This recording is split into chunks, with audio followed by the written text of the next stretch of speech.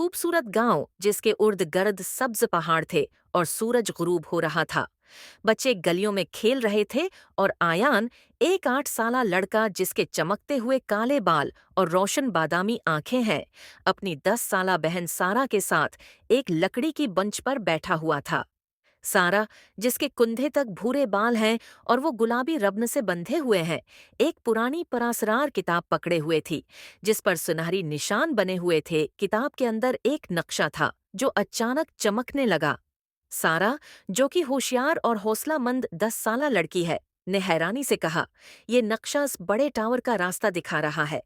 आयान, जो एक तजस्सुस पसंद और बहादुर 8 साला लड़का है, ने जोश से कहा, "चलो, इस राज को दरियाफत करते हैं।" जंगल में दाखिल होते ही आयान और सारा का सामना कोको नामी जादुई तोते से हुआ।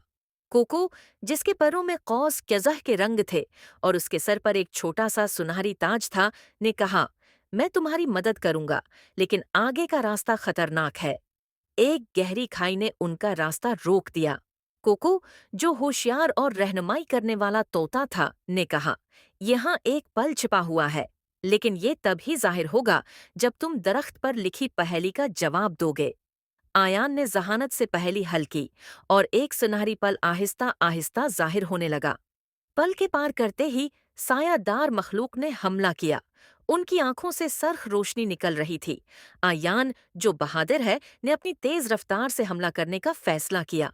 चमकती हुई लालटीन निकाली जिसकी रोशनी ने उनको रोक दिया। सारा और कोको के साथ वो सब तेजी से टावर की तरफ भागे। घड़ियाल के टावर के अंदर एक बहुत बड़ा कमरा था जहां घड़ी के पर्जे घूम रहे थे।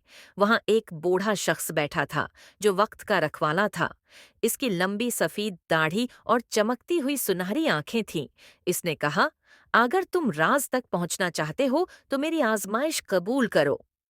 वक्त के रखवाले ने एक मुश्किल पहेली दी। एक बड़ी रीत घड़ी कमरे के बीच में थी जिसके गर्द चमकते हुए निशान और नंबर घूम रहे थे। आयान और सारा ने जहान से इन निशानात को तरतीब दिया और रीत घड़ी रख गई। दरवाजा खुलते ही एक लड़की नजर आई जिसका नाम माया था। उसने एक जामनी रंग की चमकदार पोशाक पहनी हुई थी और उसके गले में एक चमकता हुआ जुमुर्द का लॉकेट था। उसने कहा, "मुझे यहाँ कई सालों से कैद रखा गया है।"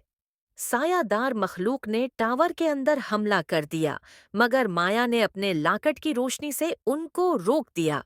आयान और सारा ने अपनी लालटीन का इस्तेमाल करते हुए अंधेरों को भगा दिया। टावर रोशनी से चमकने लगा और सारा अंधेरा खत्म हो गया। आयान, सारा, माया और कोको ने कामयाबी से अपनी महम मुकम्मल की। गांव वाले खुशी से उनका इस्तकबाल कर रहे थे। आयान ने कहा, "दोस्ती और हिम्मत से हमने ये महम जीती।"